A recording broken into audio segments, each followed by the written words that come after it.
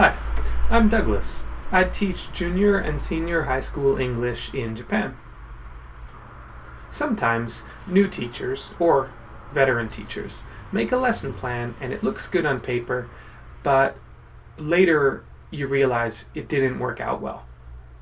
And the reason it doesn't work out well can surprise you. So there are two things to look at when you're considering the lesson plan. And the first is, what is the teacher doing? What does the teacher say? Where does the teacher stand? How fast does the teacher progress through the material? Is the teacher explaining things clearly? And the second thing is student performance. What are students doing in that class? Are they listening to the teacher? Are they speaking a lot? Are they reading and writing a lot? And then in the long term, can students make use of whatever it is that they studied in your class? If they go abroad on a week trip to Hawaii with their family, are they able to speak English when they're there? Can they pass their term tests? Can they pass their high school or their university entrance tests? If you have an interview with them, can they answer your interview questions? Sometimes you have a great lesson plan, but then it turns out that the students don't really get into it. It could be that the students are sleepy, or the students are tired, or the students have a bad attitude. If you have a class of 30 people, probably some of them are sleepy or tired, and probably one or two of them has a bad attitude. But if they're not engaged in your lesson, that's not so good. And you can't expect all of your students to be incredibly energetic every day, but if there's things you can do to make your students more involved, you want to pay attention to that. As a new teacher, one thing to look at is classroom English. What do you say to your students? If you're saying things in English that are too difficult for them, meaning they have no hope of understanding what you're saying, then they will naturally stop listening to you. You need to think about the grammar and the vocabulary that you use, so when you're speaking, students can understand what you mean, either because they know all of the words, or because if they think about it for a little while, they can figure out what you're trying to say.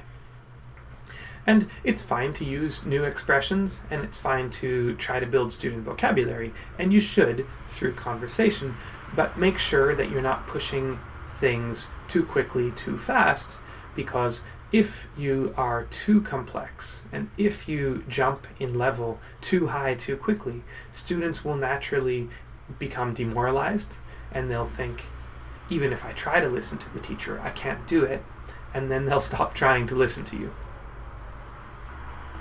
In order to choose the right vocabulary and grammar, you really want to know what the students have studied in the past.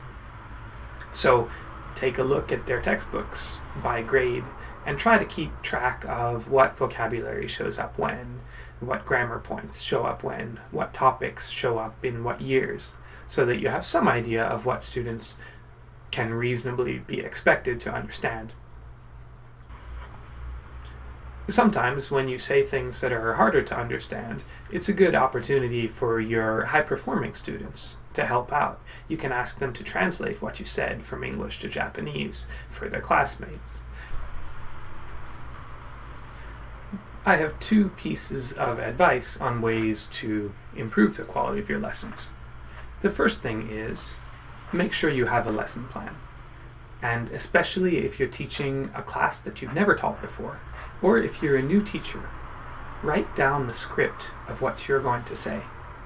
It takes a long time to write down the script, so as you gain experience, or as you teach a class the second time or third time, you're not going to keep doing it. But if it's the first time teaching a class, or if you're a new teacher, write down the words you want to say. Then you can look and see if the students know them, or if they don't know them, and you can adjust the script accordingly. The second thing is, learn your students' names. Some teachers have so many students, or they teach at so many schools, there's no chance they can learn all of their students' names. But most of us can, and if we can, then we should. So get a photo roster, memorize the students' names, first name, last name. The sooner the better, but even if it takes you a month or 2 months or 3 months to learn all of their names, it's going to help a lot with classroom control. And your students are going to be happier because they want to feel like people, and when the teacher doesn't know who they are, then they don't really feel like you respect them. And along with learning the students' names, if you can learn some information about them, that's going to help out a lot. If you know a little bit, for example, if they have brothers or sisters at the same school, that's worth knowing. Or if you can remember what club they're in or what one of their hobbies is, then that's going to help as well.